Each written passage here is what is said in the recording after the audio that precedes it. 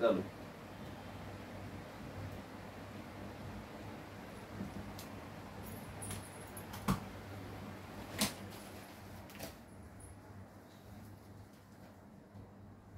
तर सगळ्यांना नमस्कार. आता पूर्व परीक्षेचा निकाल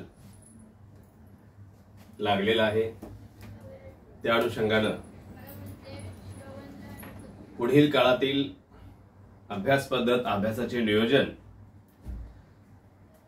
लागलेली मेरिट, आज कितपत अभ्यास आहे, उद्या किती करणं गरजेचं आहे, त्याचबरोबर टेस्ट सिरीज, वेळ आहे का, सिक मध्ये जावे का, वगैरे जे विद्यार्थ्यांचे, तुमचे सर्वांचे असंख्य प्रश्न आहेत, त्यावरती आपण थोडक्यात काय करणार आहोत, त्याचे विश्लेषण पाहणार आहोत. तर या ठिकाणी आपण मुद्देसूद विश्लेषण बघूया.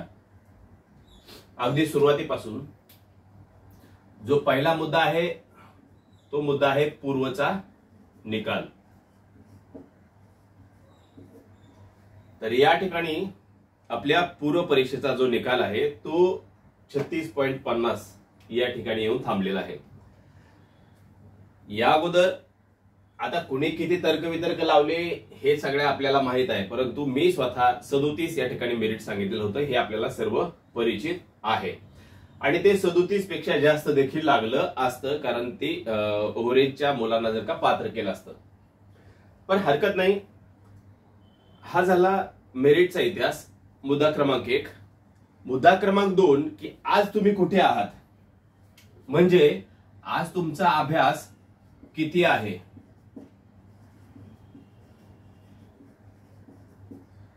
यावरती आपण थोडं बोलूया. आता बघा, इथं व्यक्ती तितक्या प्रवृत्ती असू शकतील. कोणी गार्ड ड्युटीला आहे, कोणी सुट्टीवरती आहे, कोणी सिक मध्ये आहे, कुणाला आपण बसतो की नाही बसतो ह्याची गॅरंटीच नव्हती. असे वेगवेगळे प्रकार काय होतात या टप्प्यावरती पडतात. मग आपण काही मुलांचा या ठिकाणी अभ्यास 0 म्हणूया, तर काही ठिकाणी या ठिकाणी मुलांचा अभ्यास आपण 50% म्हणूया, तर काही ठिकाणी मुलांचा अभ्यास सगळा पूर्ण झालेला आहे आणि ती फक्त मुलं आता रिव्हिजन करत आहेत. मग आता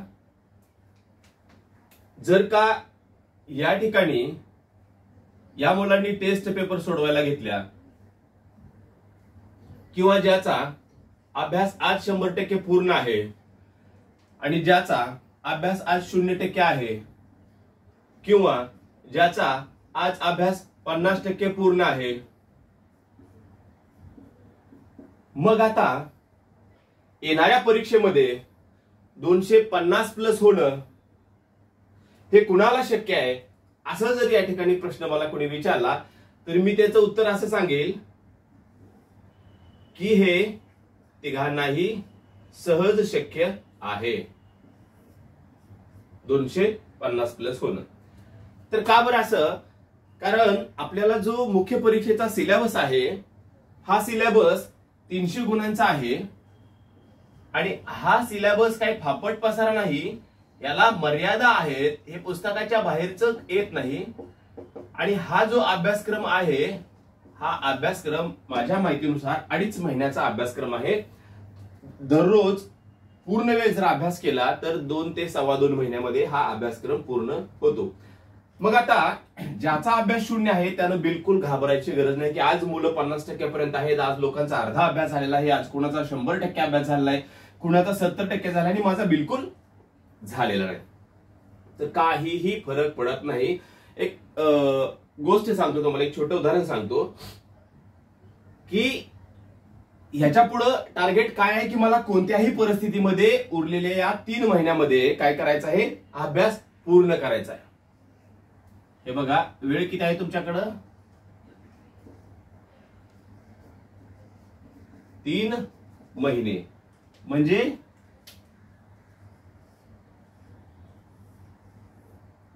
90 डे. आता ह्याच्या पुढे टार्गेट आहे मला 90 दिवसात अभ्यास पूर्ण करायचा आहे, ह्याच्या पुढे टार्गेट आहे मला 90 दिवसात अभ्यास पूर्ण करायचा आहे. पण ह्याच्या पुढे टार्गेट जरा वेगळं आहे. ह्याच्या पुढे टार्गेट असं, याचा आज अभ्यास पूर्ण झालेला आहे, याच्या पुढे अभ्यासाचं टार्गेट नाही तर अभ्यास टिकवून ठेवण्याचं टार्गेट आहे. आणि एक गोष्ट यथार्थानं मी इथं नमूद करू इच्छितो की कमावणं, मिळवणं जितकं कठीण आहे त्यापेक्षा कठीण आहे ते मिळवलेलं टिकवणं. अर्थातच याला इतके कष्ट करावे लागणार नाहीत, परंतु याला देखील कष्टच करावे लागणार आहे तो झालेला अभ्यास टिकवून ठेवण्यासाठी. कारण ऑलरेडी ह्यानं काळजी खूप घेतलेली आहे, अभ्यास खूप केलेला आहे, पण उद्याचे 3 महिने, येणारे 90 दिवस त्याला तो अभ्यास टिकवून ठेवायचा आहे आणि याला ते कव्हर करायचं आहे, याला ते कव्हर करायचं. आता याच्याही पुढे एक बोलीभाषेमध्ये जाऊन उदाहरण सांगतो की उद्या सकाळी समजा ग्राउंड आहे, काय पोलीस भरतीचं दुसऱ्या दिवशी काय आहे, ए च आणि बी च ग्राउंड आहे. ए खूप काळजी घेणार आहे, बी ला गांभीर्य नाही. बघा येनं काय केलं, सकाळी पोट व्हावं म्हणून संध्याकाळीच तो काय केला, बाथरूम करून झोपला. आता बी खाऊन पिऊन मस्तपैकी त्या ठिकाणी तसाच झोपी गेला.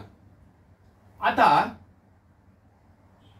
बी सकाळी उठल्याबरोबर त्यानं रात्री बाथरूम केलेलं नव्हतं, तो टॉयलेटला गेला नव्हता, त्यामुळे सकाळी सकाळी पूर्ण तो लगेच उठल्या क्षणी काय झाला, मोकळा झाला संडास करून. परंतु ए ची पंचायत झाली, एचं पोट ऑलरेडीच रिकामं होतं, परंतु त्याच्या मनामध्ये होतं की आपल्याला शौचालय केलीच पाहिजे तर आपली रनिंग होईल. तो विनाकारण बाथरूम मध्ये काय झाला, कुतत बसला. फरक काय, दोघांचीही पोट रिकामी आहेत. तुमच्या लक्षात आलं मला काय सांगायचंय? कोणत्याही प्रकारची काळजी या लोकांनी करण्याची गरज नाही की ज्यांचा आज अभ्यास शून्य आहे. कोणत्याही प्रकारची त्यांनी बिलकुल काळजी करायची नाही ज्यांचा आज अभ्यास 50%, 60%, 70%, 80% किती असू द्या, किंवा ज्या तुम्ही टेस्ट पेपर सोडवत आहात त्या टेस्ट पेपर मध्ये जरी तुम्हाला आज 100, 125, 150, 250, 200, 250 कितीही जरी मार्क आली तरी या मार्काचा आजच्या तुमच्या गुणांचा आणि परीक्षेमधील त्या 300 मार्कांचा फारसा संबंध नाही असं मी म्हणत नाही, पण फारसा संबंध नाही. कारण अजून तुमच्याकडे 3 महिने आहेत, अजून तुमच्याकडे काय आहे, 90 दिवस आहेत. 90 दिवसामध्ये कितीही अभ्यास करता येतो, होऊ शकतो, कारण भरपूर वेळ आहे. आता मुद्दा क्रमांक 3, काही मुलं विचारतात की मी स्वतः ती परीक्षा दिली, तुम्ही अभ्यास कसा केला, किती तास केला. एक साधारणतः त्याविषयी मी इथं मुद्दा क्रमांक काय करतोय, 3 काय करतो, वर्णन करतो.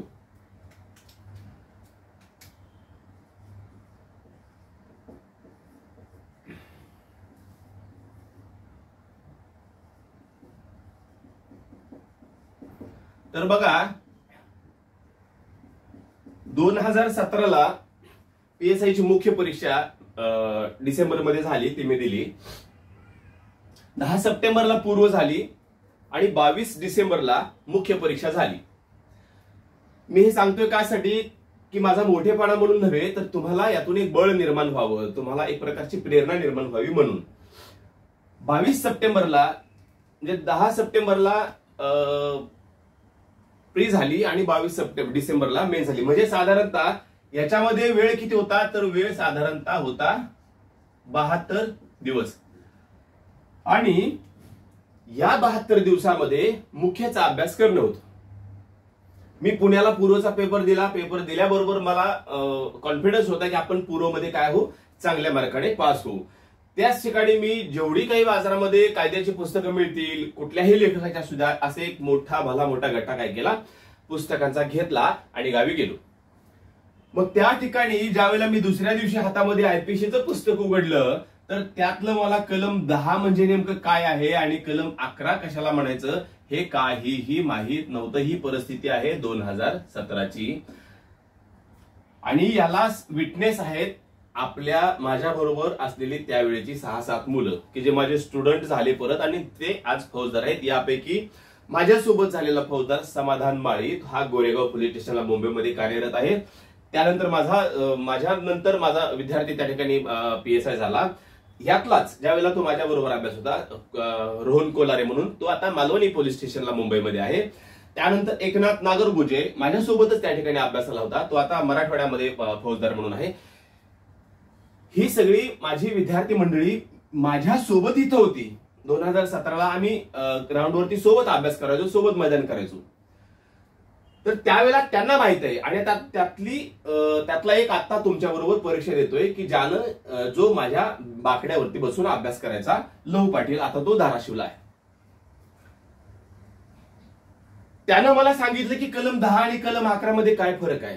म्हणजे मी ह्या गोष्टी का सांगतोय तर इतका नोखा माणूस 72 दिवसामध्ये पोचला कुठे, तर 266 मार्क मला त्या परीक्षेमध्ये मिळाले.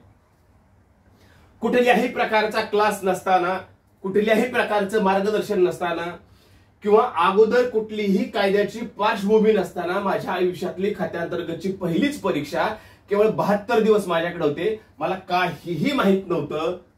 266 मार्क मी घेतले. मग हे तुम्हाला का नाही पडू शकतात. परंतु यासाठी जी मी मेहनत केलेली होती, ही मेहनत मात्र अपार होती. हे या ठिकाणी तुम्हाला काय करावं लागेल, लक्षामध्ये ठेवावं लागेल. ज्यावेळेला एखादं बदक पाण्यावरती तरंगत असतं तर त्यावेळेला तुम्हाला असं ते दिसतं की बदक जे आहे ते खूप आलिशान पद्धतीने काय करताय, पाण्यावरती तरंगताय.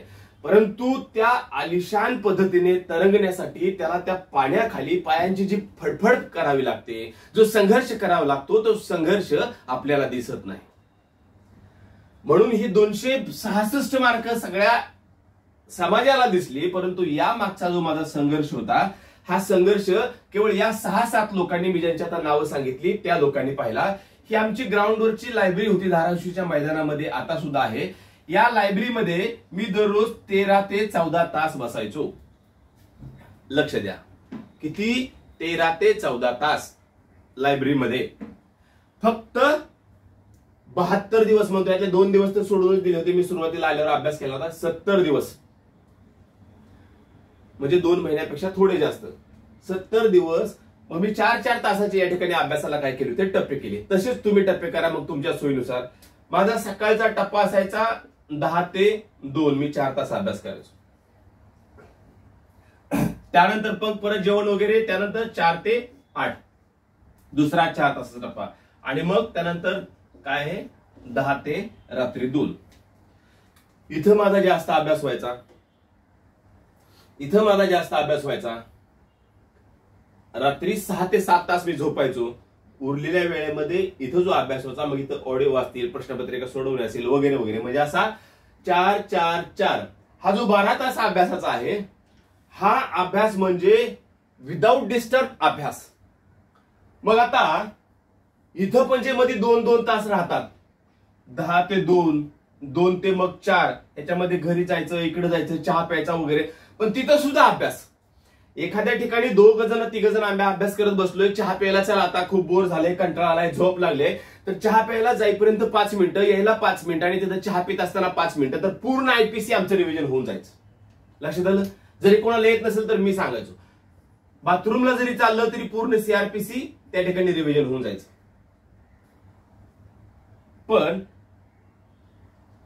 इथं तुमचा मोबाईल बंद असायला हवा. म्हणजे हे 12 तास तर तुमचे आलेच, एक्स्ट्रा इथून 15-20 मिनिटं, 15-20 मिनिटं, 15-20 मिनिटं, म्हणजे जवळपास 13 तासाच्या आसपास तब्बल अभ्यास केला. म्हणून इतके गुण मिळाले. तुम्हालाही शक्य आहे, सगळ्यांना शक्य आहे. ज्यांचा अभ्यास आज 0 आहे मी सांगितलं, त्या प्रत्येकाला ते शक्य आहे. परंतु तुमची तितकी तळमळ पाहिजे, जिंकण्याची तेवढी तीव्रता तुमच्या मनामध्ये पाहिजे. यश त्याच्यावरच अवलंबून असते की तुमच्या मनामध्ये जिंकण्याची इच्छा किती आहे, जिंकण्याची तीव्रता किती आहे. त्या तीव्रतेवरती यशाची व्याख्या अवलंबून असते. सगळ्यात महत्वाचं मी नेहमी सांगत आलो की यशाला कोणताही शॉर्टकट नाही. यशाचं रहस्य म्हणजे फक्त कष्ट, कष्ट आणि कष्ट हेच आहे. आणि यशाची व्याख्या सुद्धा फक्त कष्ट हीच आहे. तर कष्टाला पर्याय नाही. यशाला कोणताही शॉर्टकट नसतो. यासाठी तुम्हाला अखंड नितांत मेहनत घेणं खूप गरजेचं आहे. मग मी तुम्हाला त्या दिवशी सांगितलं की बाबा 3 महिने तुम्हाला अभ्यास करायचा, तर तुम्हाला हा त्रिसूत्री कार्यक्रम लक्षात ठेवा. 8 तास, पुढचा महिना 10 तास, त्यानंतर 12 तास, मग सरासरी 10 तास. 3 महिने वेळ आहे. माझ्याकडे 2.5 महिने होता, आता 3 महिने वेळ आहे. मग इथं तुम्हाला सरासरी 10 तास अभ्यास करायचा. आता अभ्यास कसा करायचा, 10 तास सुट्टी कुठून घ्यायची, हे मी तुम्हाला सांगण्याची गरज नाही. आणि मी ते कधी सांगितलं सुद्धा नाही आणि सांगणार सुद्धा नाही. मी फक्त इतकंच म्हणेल की तुम्हाला आता शेवटचे 90 दिवस हे सरासरी बघता, सरासरी म्हणतो मी 10 तास अभ्यासाचे आहेत. म्हणजे त्यांच्यासाठी पण आहे ज्यांचा अभ्यास झालाय आणि त्यांच्यासाठी पण आहे की ज्यांचा अभ्यास झालेला नाही. मी पुन्हा इथं नमूद करतो, अंडरलाईन करत चला, मी कोणतीही ज्यावेळेला माहिती देत असतो किंवा काही सांगत असतो अतिशय अभ्यासपूर्वक मी ते या ठिकाणी नमूद केलेलं असतं. आता याचा मेरिटवर काही परिणाम होईल का? तर नक्कीच होईल, नक्कीच होईल. पूर्वचं सुद्धा मेरिट मी अशाच पद्धतीनं डिक्लेअर केलेलं होतं माझा अंदाज म्हणून, आणि ते तुम्हाला माहित आहे. मी ज्या ज्या गोष्टी तुमच्या समोर नमूद केलेल्या आहेत त्या त्या गोष्टी किंचितसा फरक फक्त असून म्हणजे त्याच्यामध्ये पडतो, आणि नाहीतर त्या काय होतात आहे तशा त्या ठिकाणी उतरल्या जातात. आता हे लक्षात आलं तुम्हाला? तुमच्या मनामध्ये जिंकण्याची तीव्रता पाहिजे, तुमच्या मनात ती भावना पाहिजे. हो मी होणारच आणि मला झालंच पाहिजे, कोणत्याही परिस्थितीत मला व्हायचंय, माझ्या समोर कोणताच पर्याय नाही. तुम्ही पर्याय जर ठेवाल ना, मी नाही झालो तर मी हे करील, मी नाही झालो तर मी हे करील, मग तुम्ही कधी होणार नाही. जोपर्यंत तुमच्या समोर पर्याय बंद होत नाही तोपर्यंत तुम्ही यशस्वी होत नाही. तुम्हाला आठवतंय ते तानाजी मालुसरेची लढाई, तानाजी मालुसरे, सूर्याजी मालुसरे किल्ल्यावरती गेलेले, सिंहगडावरती म्हणजे त्या ठिकाणी कोंढाण्यावरती. मग त्या ठिकाणी तानाजी धारातीर्थी पडले, मग मावळे परतू लागले. मग त्यावेळेला सूर्याजीने आवाज दिला की माळावरचा कड्यावरचा दोर कापून टाकलाय, उड्या टाकून मरा, नाहीतर शत्रू सोबत लढा. मग आता पर्याय नाही, लढणे हा एकमेव पर्याय आहे. मग त्यावेळेला ते लढले आणि जिंकले. तसं रडत बसायचं नाही, माझं होईल का, माझं कसं होईल, मी ह्याला विचारतोय त्याला विचार नाही, बिलकुल नाही. लढा, तुम्ही होणार, तुमच्यामध्ये ती क्षमता आहे. तुम्हाला झाल्याशिवाय स्वस्थ बसायचं नाही, ही भावना तुमच्या प्रत्येकाच्या मनामध्ये रुजली पाहिजे आणि तुम्हाला व्हायलाच पाहिजे. माझं नाव उद्याच्या मेरिट लिस्ट मध्ये यायलाच पाहिजे, हीच भावना काय प्रत्येकाच्या मनामध्ये रुजली पाहिजे. त्यासाठी तुम्हाला अविरत कष्ट, नियोजन, योग्य मार्गदर्शन या 3 गोष्टीची काय करणं आहे, सांगड घालणं आहे. आता पुढचा मुद्दा आपण बघूया की ह्या गोष्टीचा मेरिट वरती काय परिणाम होतो का, कुठल्या या 3 महिन्याचा. तर काय आहे, नक्कीच होत असतो. कसा होतो बघा, मी नेहमी सांगत होतो मुलांना की तुम्ही 35+ वाले अभ्यास करा, जरी माझा अंदाज 37-38 असेल तरी सुद्धा. मग आता काय झालं बघा, 36.50 ते साधारणतः 40 ह्या गटातल्या मुलांना किती जरी ओरडून सांगितलं की बाबा तुमचा अभ्यास, तुम्ही अभ्यास करा, तुमचं काम होणार आहे, तुम्ही अभ्यास करा, तुमचं काम होणार आहे, तरी काय या पोरांनी फारसं मनावर घेतलेलं नव्हतं. मग आता मुलांची जी संख्या आहे ती मुलांची संख्या इथंच साधारणतः भरमसाठ आहे. भरमसाठ म्हणजे किती असेल, 3 ते 4 हजार या ठिकाणी असू शकेल. आणि मी नेहमी सांगायचो की जर अचानक जाहिरात आली तर त्याचा फायदा कोणाला होईल, 40+ वाल्या या मुलांना होईल. कारण जर समजा तुमच्याकडे 50 दिवस दिले असते, 45 दिवस दिले असते, तर ह्या मुलांना ही टार्गेट सर करता आलं नसतं. परंतु आता यामध्ये जो मॉब आहे साधारणतः 4000 लोकांचा, त्यांना काय आहे, ही संधी मिळालेली आहे, लक्षात घ्या.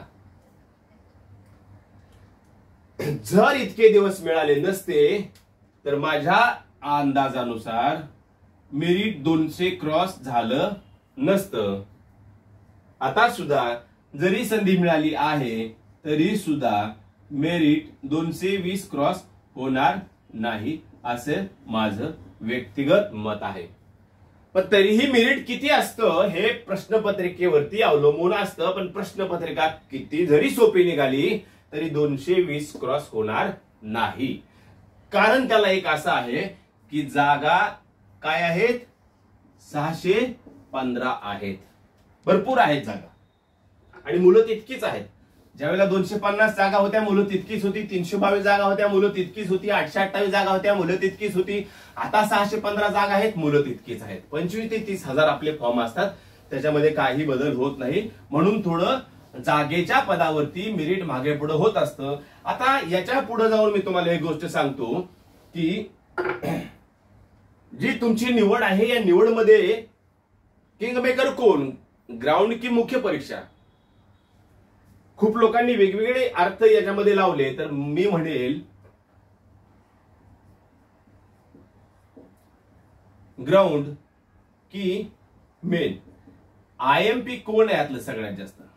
तर माझं असं म्हणणं आहे की मेन परीक्षा अतिशय महत्वाचं आहे. मेरिटमध्ये नाव येण्यासाठी जर काही 40% जबाबदार असेल तर हे 80% जबाबदार आहे. याच्यापेक्षा याला दुप्पट महत्व आहे. कसं सांगतो बघा.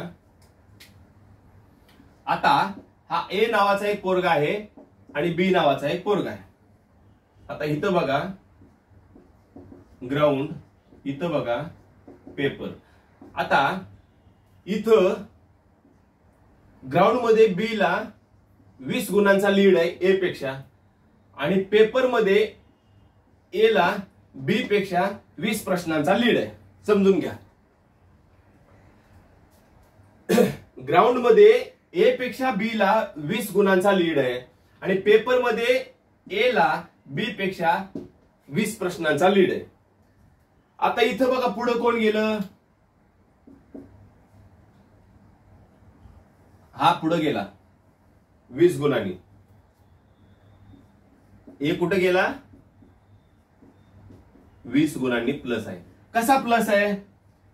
जर का बघा समजा ग्राउंड मध्ये A ला 80 मार्क आहेत, B ला 100 मार्क आहेत, बरोबर? 80 आणि 100. पण पेपर मध्ये A ला 20 प्रश्न B पेक्षा जास्त बरोबर आले आहेत. म्हणजे अर्थातच इथं गोम आहे. इथं काय गोम आहे? तर एक प्रश्न बरोबर 2 मार्क आहेत म्हणून 20 म्हणजेच 40 मार्काचा इथं फरक, इथे लीड ह्या A ने घेतलेला आहे. मग या 40 मधून हे 20 वजा केले, A हा काय असेल? 20 मार्काने प्लस असेल. आता हे गणित तुमच्या लक्षात आलं का? अनेक लोकांच्या लक्षात आलं नसेल, अनेक लोकांच्या लक्षात आलं असेल. साधं माझं म्हणणं आहे, जर का माझ्यापेक्षा ह्याला माझं ग्राउंड वीक आहे, वीक म्हणजे इतकं वीक कुणाचं नाही की ज्याला 80 पेक्षा खाली पडतील, सरासरी 80 ग्राउंड सर्वांचा आहे. मग मला 80 मार्क पडले ग्राउंडला, ह्याला 100 पडले, लक्षात आलं? परंतु मला पेपरला 260 मार्क आहेत आणि याला 220च आहेत. 40 मार्काचा फरक आहे. 20 प्रश्न माझ्या बरोबर, मी याला कधीच सापडणार नाही. भले मला 70 जरी मार्क पडले ग्राउंडला तरी देखील मी त्याला कधी सापडला नाही. म्हणजे यानं जो लीड घेतलेला आहे पेपरमध्ये ह्या A ने 20 प्रश्नांचा म्हणजे 40 मार्काचा, हा ग्राउंड मधल्या कुठल्याही पोराला कधीच तुटत नाही. त्याच्यामुळं मुख्य परीक्षेची तयारी करत असताना तिथं तुमचा लीड 20-30 मार्काचा इतरांपेक्षा जास्त असणं गरजेचं आहे. त्याला दुसरी एक बाजू अशी आहे की जे मेरिट असतं, समजा मुख्यचं मेरिट 220 लागलं, समजा मुख्यचं मेरिट 210 लागलं, समजा मुख्यचं मेरिट 215 लागलं आणि पुढे काय असतं? ग्राउंड असतं. ग्राउंड किती मार्काला असतं? तर 100 मार्काला असतं. मग ह्या मेरिट मध्ये जर तुम्ही काटावर बसलेले आहात, त्याच्यामध्ये 100 पैकी 100 टाकले तरी पण निवड होत नाही.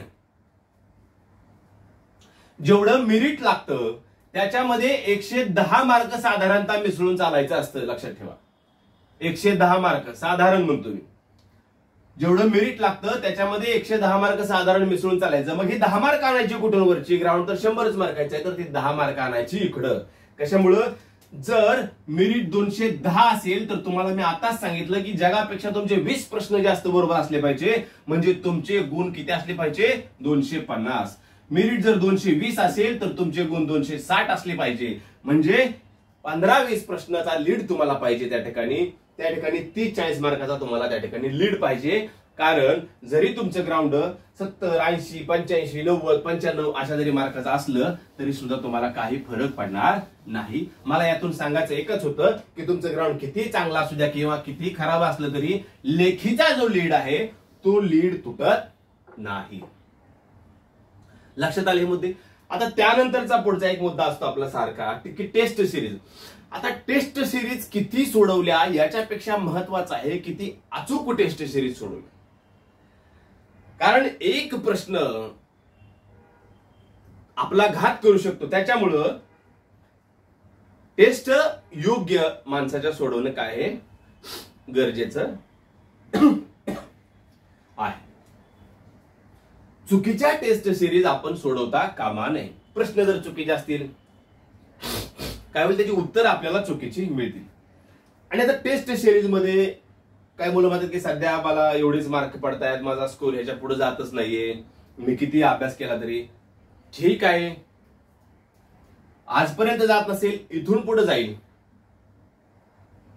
आजपर्यंत जात नसेल इथून पुढे जाईल. ज्यावेळेला एखाद्या टार्गेटवर आपण असं एम धरतो बंदूक लावून, 1 गोळी 2 गोळी 3 गोळी 4 गोळी 5 गोळी 10 गोळी मारतो, तरी पण काय होतं, टार्गेट उडत नाही. का? तर शिस्त नाही, नियोजन नाही, मग केलेले प्रयत्न काय होत आहे, वायपट जात आहे. आता या अगोदर सुद्धा मी तुम्हाला जे स्टुडंट माझ्याकडे मार्गदर्शन करायचं, साधारणतः 1100-1200 मुलं माझ्याकडे पूर्व परीक्षेला होती, त्यातली 800-850 पुढं प्रीला काय झाली, पास झाली. आणि आता इतर काही नवीन असे 1000च्या आसपास आणखी माझ्याकडं म्हणजे आपल्याकडं मुख्य परीक्षेसाठी मुलं अभ्यास करत आहेत. आता याच्या अगोदर पण काही खूप वेळा तुम्हाला मी नियोजन करून दिलं, वारंवार मार्गदर्शन केलं. ज्यावेळेला पूर्व परीक्षा झाली आणि मेन परीक्षा झाली, हा मधला 7-8 महिन्याचा काळ जेव्हा संबंध महाराष्ट्र निश्चित पडलेला होता, कुणाला त्याच्याशी काही देणं घेणं नव्हतं, त्यावेळेला सातत्यानं ऊर्जा भरण्याचं काम मी तुमच्यामध्ये करत आलेलो आहे. हे तुम्हाला सगळ्यांना काय आहे, परिचित आहे. असो, महत्वाचं काय आहे की योग्य नियोजन करणं खूप गरजेचं आहे. या येणाऱ्या कालखंडामध्ये 3 गोष्टी महत्वाच्या मी सांगितल्या, वारंवार पुन्हा सांगतो. मेहनत, पहिली गोष्ट मेहनत, दुसरी गोष्ट नियोजन आणि तिसरी गोष्ट योग्य मार्गदर्शन. या तिन्हीची सांगड करून जर तुम्ही वाटचाल करत असाल तर लवकर उचित ध्येयापर्यंत, इच्छित ध्येयापर्यंत तुम्ही काय करताय, त्या ठिकाणी पोहोचणार आहात. आणि टेस्ट सिरीज सोडवत असताना एक गोष्ट लक्षात ठेवा. आता समजा तुम्ही काय केलं, ह्याच्या 20 टेस्ट घेतल्या, ह्याच्या 10 घेतल्या, ह्याच्या 5 घेतल्या, ह्याच्या 40 घेतल्या, ह्याच्या 30 घेतल्या, घेतले का नाही सगळ्यांनी? कुणाचीही टेस्ट सिरीज घ्या असं मी कधीही म्हणालो नाही. ज्या वेळी मला पूर्वच्या वेळी आणि मुख्यच्या वेळी मुलांनी विनंत्या केल्या की ह्यांची टेस्ट सिरीज घ्यायची, फी कमी करा, यांची फी कमी करा, यांची फी कमी करा, यांची फी कमी करा, त्यावेळेला मी त्यांच्याशी वार्ताकडून काय केले आहेत, फी कमी केलेल्या आहेत. मी फक्त आणि फक्त तुमचं हित पाहिलेलं आहे, पाहतो आहे, पाहणार आहे. हा, तर मी काय सांगतो, ह्या ज्या टेस्ट सिरीज आहेत, आता इतक्या मोठ्या टेस्ट सिरीज तुमच्याकडे 50-60 टेस्ट सिरीज झाल्या, आता इतक्या सोडवायच्यात का? तर पहिल्यांदा इथे एक गोष्ट प्रामुख्याने तुम्ही लक्षात ठेवा की ज्या वेळेला अभ्यास परिपूर्ण होतो ना, अभ्यास पूर्ण, त्याच वेळेला टेस्ट सोडवा, त्याशिवाय मजाच येत नाही. बरोबर? पूर्ण अभ्यास केल्याशिवाय मजा येत नाही. जसं की पूर्ण थकल्यावर शांतपणे झोप लागते, तसं पूर्ण अभ्यास केल्याशिवाय टेस्ट सोडवायला मजा येत नाही. नाहीतर नुसतं आयपीसी वाचलं मग त्याचेच आयपीसी सोडवा, नुसतं सीआरपीसी वाचलं सीआरपीसी सोडवा, पुरावा कायदा वाचला पुरा, तसं नाही. 300 पैकी 300 मार्काचा अभ्यास, भले तुमच्या 3 रिव्हिजन होऊ द्या, 4 होऊ द्या, 5 होऊ द्या, 6 होऊ द्या, पण पूर्ण अभ्यास. म्हणून एक रिव्हिजन पूर्ण झालं की एक टेस्ट सोडवायची. समजा तुम्हाला पहिल्या वेळेला 150 पडले, पुढच्या 15 दिवसात किंवा 8-10 दिवसामध्ये परत 175 होतील, परत 200 होतील, परत 100, अशी हळूहळू काय होईल, तुमची मार्क वाढत जातील. आता आपलं शेड्यूल जे दिलेलं होतं ते संपल्यानंतर काय करूया, आपण एक टेस्ट सोडवूया. माझा सांगण्याचा अर्थ एवढाच आहे की अभ्यास झाल्याशिवाय टेस्ट सोडवायला काय होत नाही, इंटरेस्ट येत नाही किंवा मजा येत नाही. आता मग इतक्या सगळ्या टेस्ट सोडवायच्यात का? तर नाही. आणि ज्या काही सोडवायच्या आहे 4, 5, 5, 10 पेक्षा जास्त कोणाच्या टेस्ट सोडवू नका असं माझं तर मत आहे. कारण तुम्हाला टेस्ट प्रॉपर पद्धतीने सोडवायच्या. कशा? अशा. हे जो उत्तरपत्रिका तुम्हाला ग्रुपवरती दिल्या किंवा तुमच्याकडे असतील त्याच्या प्रिंट काढा. याच्यातून काय होईल बघा, तुम्हाला वेळेचा फायदा होईल. म्हणजे परीक्षेमध्ये तुम्हाला वेळ किती लागतो, किती वेळ तुमच्याकडे शिल्लक राहतोय वगैरे.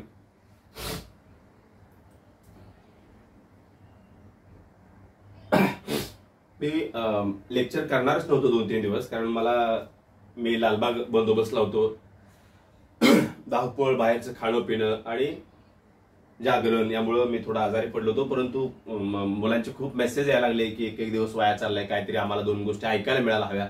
ठीक आहे, म्हणून मी या ठिकाणी काय केलं, आजचं लेक्चर केलं आहे.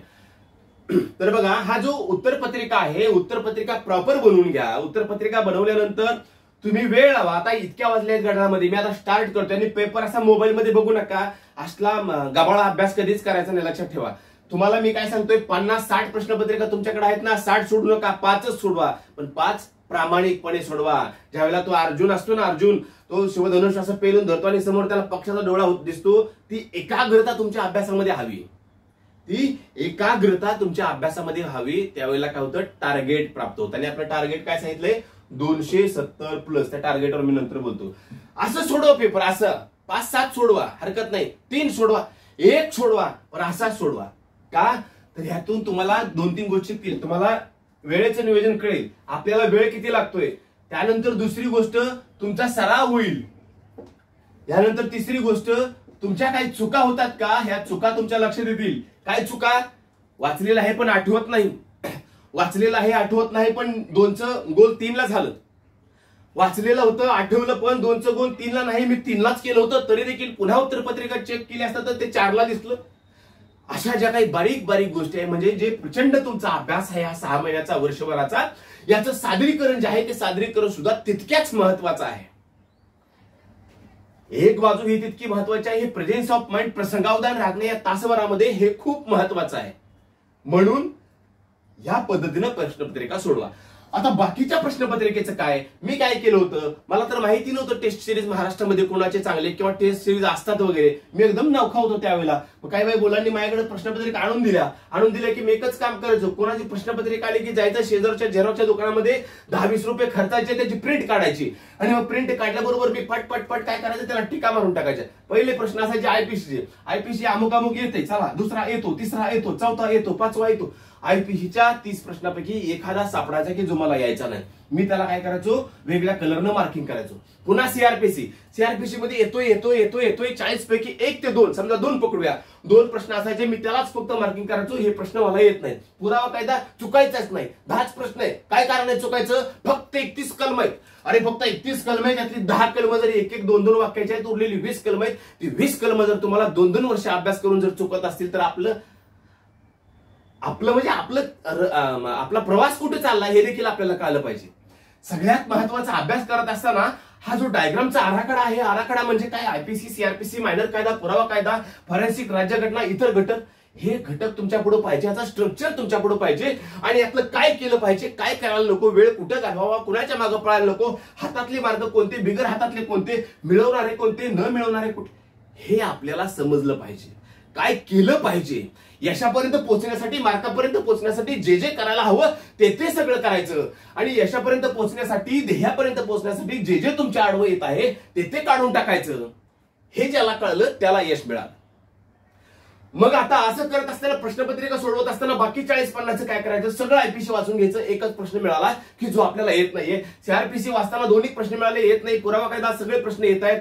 मग परत फॉरेन्सिक मध्ये 3-4 प्रश्न मिळाले, समजा 5 मिळाले. राज्यघटनेमध्ये 5 मिळाले. इतर जो अभ्यास आहे 30 मार्काचा त्यात 1-2 मिळाले. मग अशी प्रश्नपत्रिका वाचून घेतली असता, समजा तुम्ही धरा कुणाला 20 प्रश्न आणलेत, कुणाला 25 आणलेत, कुणाला 30 आणलेत, ते तेवढेच पटकीन प्रश्न 30 वहीच्या पानामध्ये लिहून टाका.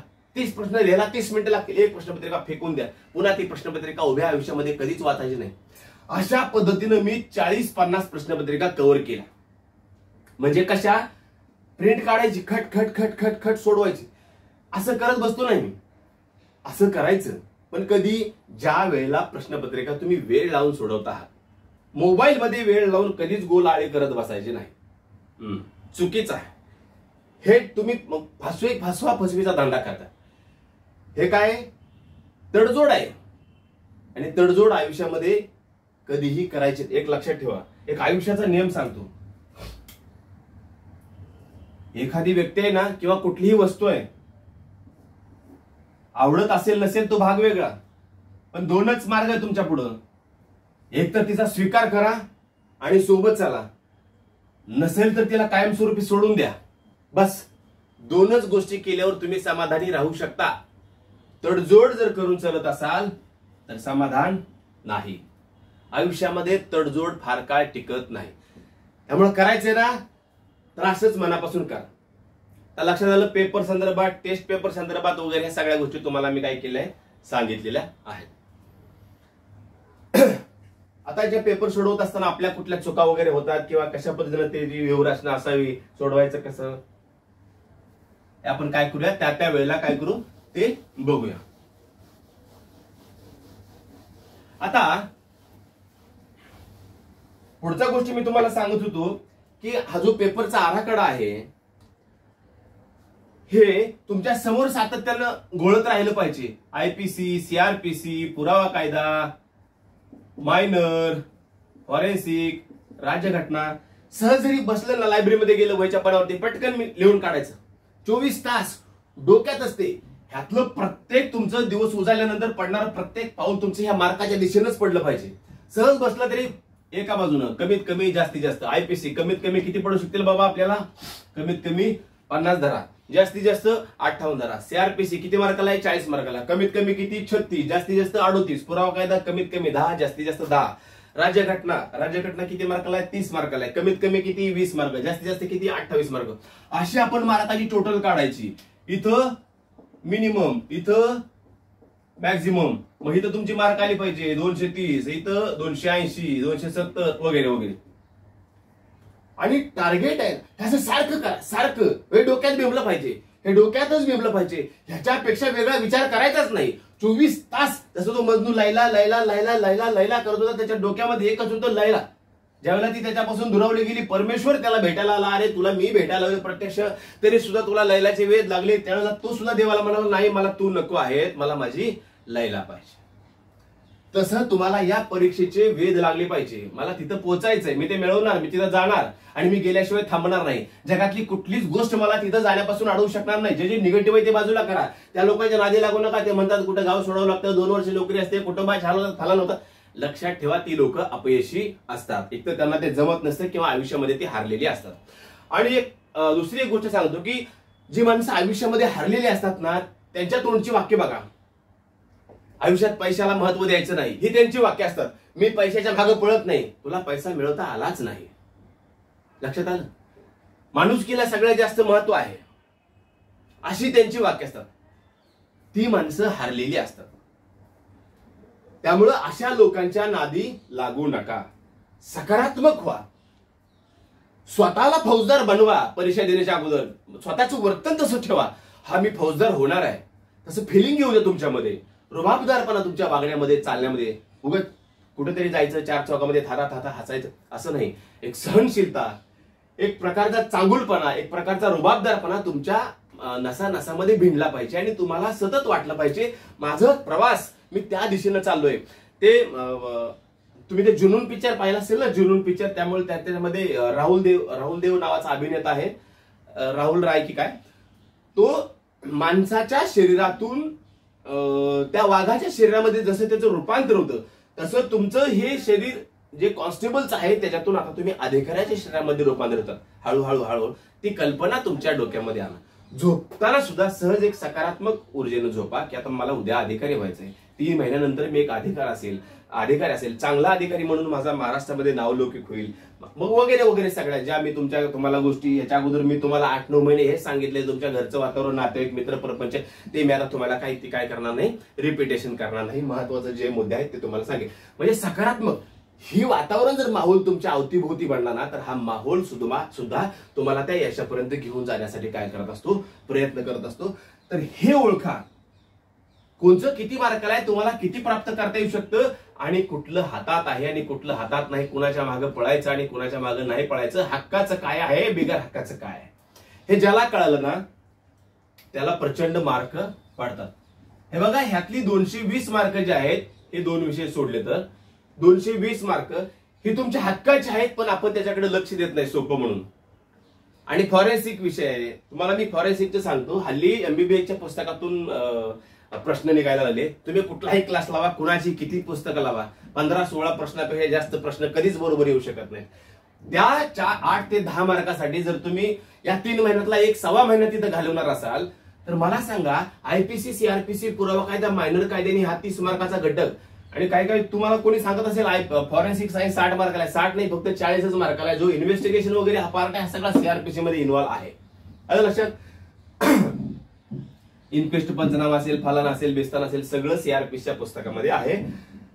तर ह्या 40 मार्काच्या फॉरेनसाठी तुम्ही ह्या 220 मार्कावरती परिणाम करून घेता. हे हक्काचं आहे. आयपीसी 60 प्रश्न आहेत ना, 60 मार्क आहेत, 60 पैकी 60च पुस्तक आहे ठराविक, एवढीच 200 कलम आहे, 202 का काय. सीआरपीसी फक्त 151 कलम आहेत, पुरावा कायदा फक्त 30 कलम, आणि तिचे मार्क किती आहेत बघा, 120 मार्क आहेत. काय चुकायचा? चुकणारच नाही, बिलकुल चुकून द्यायचा नाही, एकही प्रश्न चुकता कामा नये. मायनर आहे, एवढंच पुस्तक आहे, आपल्या एवढ्याच नोट्स आहेत, 19 कायदे आहेत, त्यातले 10 कायदे जर काय नुसते तोंडपाठ, जुगार कायदा काढा, 3 ते 7, 3 6 7 3 4 5 6 7 7 12 एवढी 4-5 कलम आहेत. अनुसूचित जाती 2 3 4 आहेत. मानसिक आरोग्य अध्ययन घ्या 2 23 25 28, नुसती छोटी छोटी तोंड पाठ करायचं. सीआरपीसी मध्ये तरी काय आहे, 47 कलम प्रवेश करा, मुक्तीनं प्रवेश द्या, आत घुसा, बाहेर पडा. 46 असेल स्पर्श करा, महिलेसाठी वेगळ्या तरतुदी आहेत वगैरे वगैरे, जीव मारण्याचा अधिकार आहे. 50 कलम आहेत सीआरपीसीचं, 2 पोट कलम, अटकेची माहिती, जामिनाकाची माहिती, सगळं सगळं तोंडपाठ करून टाकायचं. आणि या सीआरपीसी मध्ये 151 कलम आहे, त्यातली फक्त 50 कलमाचे काय करायचंय, त्याची पोटकलम पाठ करायचे, बाकी कुठलीही पोटकलम पाठ करण्याची सुद्धा गरज नाही. या आयपीसी मध्ये साधारणतः 109 पासून पुढे शिक्षा आहे, त्यातल्या 30-40 कलमाच्या शिक्षा तर अगदी सोप्या आहेत आणि त्या कधी विचारले पण जात नाहीत. उरल्या 30-40 कलमाच्या शिक्षा, तिथेही आम्हाला संभ्रम पडतो. हा जो मुद्दा आहे हा 120 मार्काचा. आणि सगळ्यात महत्वाचं मायनर कायदे. लक्षात आलं? या परीक्षेचा आत्मा जो आहे हा आहे मायनर कायदे. 80 मार्क आहेत. एकच प्रश्न आमच्या वेळेला चुकला होता, चुकीचा आला 2017ला, तेवढाच चुकला म्हणजे तो रद्द झाला, नाही तर तेवढी मार्क मी पाडली. 266 मार्क मला 72 दिवसामध्ये पडली. त्याच्यामध्ये इथले माझे 1 ते 2 किंवा 3 पण नाही, 1 किंवा 2च यापैकी माझे मार्क गेले असतील. समजच नाही. हे तुमच्या हक्काचं आहे. एवढंच पुस्तक आहे, त्या पुस्तकाच्या बाहेरचं येणारच नाही. ह्याची 50 पुस्तकं आहेत, 50 पुस्तकं वाचली तरी तुम्ही त्याची गॅरंटी देऊ शकत नाही की ते ह्यातलं येईल का नाही. आलं लक्षात तुमच्या? एकच पुस्तक, एकच नोट्स वाचा. मायनरच्या मी दिलेल्या ह्या 4 नोट्स वाचा, बाहेरचं येणार नाही. फक्त आयपीसीच्या उदाहरणासाठी तुम्हाला मी सांगितले की चांदेचं बुक वाचा. फक्त आणि फक्त आपल्या नोट्सचा वापर करा. मी पुन्हा सांगतो, गेल्या वर्षी मुलांनी फक्त माझे ऑडिओ ऐकून पोस्ट काढल्या. या 4ही विषयाचे मी तुम्हाला नोट्स दिलेले आहेत. नोट्स वाचा. ह्या 220 पैकी तुम्हाला 210 मार्क पडले ना, तुम्ही आरामात 260 पर्यंत काय होताय, जाताय. हे तर तुम्हाला अर्धे मार्क पडू दे, 40 30 70, हे तर तुम्हाला 210 मार्क पडले ना, तिथे 40 45 जरी मार्क पडले तरी तुमचे 50 55 मार्क होतं. आता 270 असं मी काय म्हणतो, काही मुलांचं म्हणणं असतं की 240 प्लस तरी कमीत कमी पाहिजे, मेरिट पेक्षा 20 पाहिजे, मेरिट पेक्षा 30 पाहिजे, असं कुठं ऐकलं असतं. ठीक आहे बाबा, बरोबर आहे तुमचं, पण 270 म्हणा ना, काय फरक पडतोय? कायची तर काय तुम्हाला लाईट बिल येणार आहे का, पैसे जाणार आहेत? टार्गेट हे नेहमी उंच असलं पाहिजे. स्वप्न माणसानं नेहमी मोठी बघावी. महत्वाकांक्षेमध्ये सुद्धा ताकद असावी. कुठल्या तरी एका समाज सुधारकानं म्हणलेलं आहे की आपण ज्यावेळेला आपला बाण आभाळाकडे म्हणजे आभाळाच्या दिशेनं झेलून धरतो ना, त्यावेळेला तो झाडाच्या शेंड्यापर्यंत पोहोचतो. म्हणा ना 280 270 काय फरक पडतो आणि का पडत नाहीत? माझ्यासोबतच्या मी परीक्षा दिली त्यावेळेला सोलापूरचा अनिल नावाचा माझा मित्र होता, त्याने 272 घेतले. तुमच्या परीक्षेमध्ये सुद्धा 270 72चा असू शकतो आणि येईल तो नक्कीच. आणि आला तर नक्कीच तो माझा विद्यार्थी असेल आणि त्याचा मला अभिमान असेल.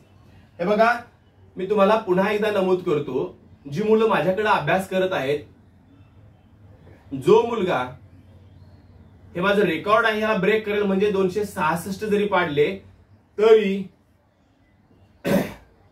₹51,000 रोख पारितोषिक मी त्यांना देणार आहे, त्याला देणार आहे. दोघांना पाडू द्या, दोघांना देईल, तिघांना पाडू द्या, जितके क्रॉस करतील तितक्यांना देणार आहे. स्क्रीनशॉट काढून ठेवा. फक्त ते माझे विद्यार्थी असले पाहिजे. आणि मला माहित आहे महाराष्ट्रामध्ये पाहायला येणारा नक्कीच आपला विद्यार्थी असेल.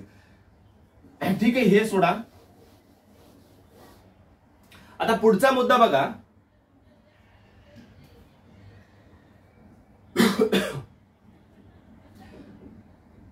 ठीक आहे, आपण टेस्ट सिरीजवर बोललो, अभ्यासासंदर्भात थोड्याफार गोष्टी केल्या. तुम्हाला वेळ आहे, 3 महिने वेळ आहे. काय केलं गरजेचं पाहिजे, कोणत्या विषयाला जास्त महत्व दिलं पाहिजे, आपल्याला काय करायचंय त्याच्यासाठी बाबा भूमिगत व्हायचंय, झपाटले पण स्वतःच्या अंगामध्ये आलं पाहिजे, तर आपण तिथपर्यंत पोहोचू. आपण कसं लांब उडी मारताना पाठीमागून 50 मीटर पाठीमागून पळत येतो कारण उडी जास्त झेप पुढे घेण्यासाठी, तसं आपल्याला थोडे दिवस दौडून बसायचंय आणि गवगवा करत बसू नका. मला प्रीला एवढी मार्क पडली, मी आता फौजदार होतो की काय, हे बघा गवगवा करत बसताना मग त्याचा हसू होतं. त्यामुळे थोडा त्याग करा. मोबाईल जेवताना म्हणजे अभ्यास करत असताना हा जो 4-4 तासाचा 3-3 तास एका वेळेला जास्त वेळ अभ्यासाला बसा, कारण अभ्यासाच्या पातळीपर्यंत जाण्यासाठी तुम्हाला 15-20 मिनिटाचा काळ लागतो. जर कसं मी तुमचा 2 तास अभ्यासाला बसत असाल, सुरुवातीची 15 मिनिटं वाया जातात. त्याच्यामुळं अभ्यास हा जास्तीत जास्त 3 तास 4 तास एका वेळेला बसून करा. एखादा बसले की 3-4 तास त्या ठिकाणी तुम्ही बसायचे, म्हणजे तुम्ही त्या अभ्यासाच्या उंचीपर्यंत गेले की तुमची पठारावस्था जी आहे अभ्यासाची उंचीवरची ही कमीत कमी 3 तासाची असली पाहिजे.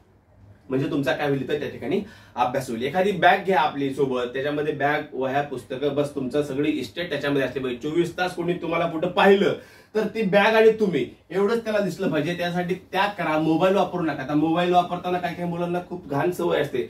आता मोबाईलवरती इंस्टाग्रामला असं करत बसलं ना, कधी तास 2 तास जातो ते आपल्या लक्षामध्ये सुद्धा येत नाही. प्रचंड नुकसान होतं त्याच्यामध्ये. मोबाईल जितका चांगला आहे तितकाच वाईट सुद्धा आहे. त्याचा वापर कसा करतो त्याच्यावरती अवलंबून आहे. त्याच्यामुळे त्याचा वापर आता आपल्याला करायचाच नाहीये. आता आपल्याला फक्त अभ्यास आणि अभ्यासच करायचा. त्यामुळे भूमिगत व्हा, त्याग करा. मित्र असतील, घर असेल, नातेवाईक असेल, परिवार असेल, सगळ्या सुख मोह माया जालापासून वेगळं व्हा आणि 3 महिने, फक्त 3 महिने पुस्तक आणि मस्तक यांचीच सांगत ठेवा. सकारात्मक भावनेनं तिकडे जा. अभ्यास करा. केलेल्या अभ्यासाचे स्मरण करा आणि प्रत्येक टाकणारं तुमचं पाऊल चुकीच्या मार्गाने पडू देऊ नका. मी बरोबर योग्य मार्गाने जातोय का, माझं प्रत्येक पाऊल हे अभ्यासाच्या दिशेनं पडते का, याचं काय करा. तुम्हाला आत्मपरीक्षण करायचं आहे आणि त्यानुसार काय करायचंय, तुम्हाला इथून पुढे यशाची काय करायची आहे, वाटचाल करायची आहे. कारण माणसाच्या आयुष्यामध्ये एखादी म्हणजे एकदा संधी अशी येते की त्या संधीच्या माध्यमातून तुम्हाला तुमचं आयुष्य पूर्ण बदलून टाकण्याचे काय होते, त्यावेळेला तुम्हाला संधी भेटते. म्हणजे वेळ अशी येते की त्यातून तुम्हाला पूर्ण आयुष्य बदलून टाकण्यासाठी तिथं तुम्हाला संधी असते. आणि आता हीच ती वेळ आहे तुम्हाला तुमचं आयुष्य बदलून टाकण्याची. हीच ती वेळ आहे तुम्हाला तुमचं स्वतःचं सामर्थ्य सिद्ध करून दाखवण्याची. हीच ती वेळ आहे तुमच्या झालेल्या आजपर्यंतच्या सर्व नुकसानाला भरून काढण्याची. हीच ती वेळ आहे तुमचा सगळ्या तुमच्या आप्तजनांचा म्हणजे पाठीचा कणा असेल किंवा कॉलर असेल उंच करण्याची. आणि एक दिवस लक्षात ठेवा, या तुमच्या परिश्रमानं, कष्टानं तुमच्या गावामधून विजयी मिरवणूक निघणार आहे आणि त्या विजयी मिरवणुकीमध्ये जन्मदाता बाप त्या ठिकाणी पुढच्या सीटवर फेटा घालून बसणार आहे. हे चित्र डोळ्यासमोर सदैव ठेवून अभ्यास करा. अभ्यास त्याही लोकांसाठी करा ज्या लोकांना वाटतं तुम्ही PSI होऊ नये. लक्षात आलं? तर आता आपण सध्या हा झाला पार्ट 1 व्हिडिओ. आता जे सगळ्यात महत्वाचं आहे की अभ्यास नियोजन, अभ्यास कसा करायचा, या सगळ्या गोष्टी तर बेसिक होत्या. आता पोहोचायचं कसं याबद्दल आपण उद्यापासून किंबहुना आजपासून दररोज टप्प्याटप्प्यानं काय करणार आहोत, मार्गदर्शन करणार आहोत. आजपर्यंत मी तुम्हाला IPC नोट्स, ऑडिओ, व्हिडिओ, त्याच्या शॉर्ट नोट्स, त्याचे स्पीड मध्ये असणारे ऑडिओ, तसेच सगळ्या कायद्यांचे स्पीड ऑडिओ, साधे ऑडिओ, स्पष्टीकरणाचे ऑडिओ, व्हिडिओ लेक्चर असतील, नोट्स असतील, शॉर्ट नोट्स असतील, वेळोवेळी तुम्हाला मार्गदर्शन करत आलेलो आहे वेगवेगळ्या माध्यमातून. म्हणजे एक विषय मी 4ही बाजूने तुम्हाला दिलेला आहे. कसा दिलेला आहे, त्याचे व्हिडिओ दिले, त्याचे ऑडिओ दिले, त्याच्या नोट्स दिल्या, त्याच्या शॉर्ट नोट्स दिल्या, त्याचे धावते आढावा दिले, म्हणजे फास्ट ऑडिओ दिले. म्हणजे बघा 1 2 3 4 5 घटक तुम्हाला एका गोष्टीभोवती त्या ठिकाणी फिरतायत. तर तुमचा अभ्यास का नाही होणार. आणि शेवटी मी सोबत आहे. लक्षात ठेवा, मी तुम्हाला मार्ग दाखवणार आहे. 3 महिने आहेत अजून मी सांगतो की 2 दिवस घरी जावा, आराम करा, 2 दिवस रिलॅक्स व्हा. खूप वेळ आहे, पुष्कळ. 3 महिने म्हणजे खूप झाले. आता हा वेळ का दिला तर बाबा जर का पुढच्या महिन्यामध्ये परीक्षा डिक्लेअर झाली असती तर उद्या आणखी कुठल्या तरी SRP कंपन्या बाहेर गेल्या असत्या किंवा इलेक्शन जाहीर झालं असतं, मग पुन्हा अजून तारीख बदलावी लागली असती. मग समजा नोव्हेंबर का दिली नाही तर पुन्हा तीच वेळ, आचारसंहिता लागली, निवडणूक आल्या. मग त्यांनी काय ठरवलं की बाबा नो आता ह्यांच्या नादी लागायचं नको, तर आपण काय करूया, ह्यांना खूप लांबची वेळ देऊया. म्हणजे काय होईल, सगळे बंदोबस्त पण आपोआप होऊन जातील, सगळ्या निवडणुका पण होतील, कोर्टाचा पण निकाल लागेल आणि कुठली गोष्ट आडवी येणार नाही आणि परीक्षा होऊन जाईल. मग आता ह्याच्यातून काय झालं, ह्याचा फायदा झाला त्या पोरांना ज्यांना 40 पेक्षा कमी मार्क होती आणि त्यांनी कोणत्याही पद्धतीचा अभ्यास केलेला नव्हता आणि आता त्या अभ्यासाच्या तयारीला लागलेले आहेत. तर ज्या खूप सगळी मुलं माझ्याकडे अभ्यास करीत आहेत आणि ज्यांना माझ्या मार्गदर्शनाखाली उरलेले 3 महिने अभ्यास करायचा आहे, त्यांच्यासाठी माझा नंबर सर्वांकडे आहेच, परंतु तरी सुद्धा या ठिकाणी मी नमूद करतो. या नंबरवरती 9552600999 व्हॉट्सअप करायचा आहे मेसेज आणि तुमचं नाव आणि भरती जिल्हा कळवायचा आहे. फोन कधीही करायचा नसतो, कारण मी फोन कधी कोणाचा उचलत नाही. आणि तुमचं नाव भरती जिल्हा करवायचं आहे. मग मी तुम्हाला काय करेल, त्या दिवशीपासून तुम्हाला माझ्या समूहामध्ये जॉईन करून अभ्यासाचं सगळं नियोजन करून हळूहळू काय होईल, तुम्ही सुद्धा आमच्या कुटुंबामध्ये समायोजन कराल आणि चांगल्या पद्धतीने एक वाटचाल कराल. उरलेले 3च महिने आहेत फक्त आपल्यासाठी, स्वतःला काहीतरी करून दाखवण्यासाठी. तर आता आपण इथंच थांबूया मला वाटतं. आणि ठीक आहे, ज्या वेळेला मला वाटेल की मी समोर येऊन संबंध महाराष्ट्रातील अभ्यास करणाऱ्या मुलांना बोलावं, त्या वेळेला एक तुम्हाला काहीतरी त्यातून फायदा होईल या दृष्टीने मी अशाच प्रकारचं हेतुगुज तुमच्यासोबत करत राहील. सर्वांना शुभेच्छा आहेत. येणाऱ्या 3 महिन्यामध्ये महत्वाचं काय, अभ्यास सातत्य ठेवा आणि आजारी पडू नका. जर तुम्ही आजारी पडले, 2-4 दिवस तुमचे मायनस झाले, तर ते 4 दिवस तुम्हाला कव्हर करायला 4 दिवस पहिले आणि 4 दिवस पुढचे, म्हणजे तुमचे 8 दिवस तिथे जातात. वाहनांचा वापर कमी करा. मोटरसायकलवर वगैरे अपघात होण्याची शक्यता असते, म्हणजे अशा गोष्टी शक्यतो टाळा. मोबाईलचा वापर टाळा. मोबाईल फक्त व्हॉट्सअप चालू राहू द्या आणि ते व्हॉट्सअपचं ते प्रत्येक वेळेला टोंग वाजलं ते वर करून असं नाही. अभ्यास करायला एकदा गेले ना तुम्ही, मोबाईल ते सायलेंट करून ठेवा. आणि सुट्ट्याचं तर मी बोलायचं राहिलो मगाशी, मी सांगितले की वेळ पाहिजे, पण आता सध्या तुम्ही सुट्टीवरती जा. 1 महिना कमीत कमी तुम्ही सुट्टी घ्या. पुढे काय करायचं तुम्ही बघा. परंतु आता जर सुट्टी नाही घेतली तर पुन्हा तुम्हाला सुट्टी मिळणार नाही, म्हणजे हक्काच्या सुट्ट्या तुमच्या बुडून जातील. कारण परत इलेक्शन मध्ये तुम्हाला महिना कोण सोडणार नाही. त्यामुळे हक्काच्या सुट्ट्या आता घ्या. बाकीचं पुढं बघता येईल. कंटिन्यू अभ्यास करा. अभ्यासाला पर्याय नाही, कष्टाला पर्याय नाही. मी पुन्हा सांगतो आणि तो थांबतो. ठीक आहे.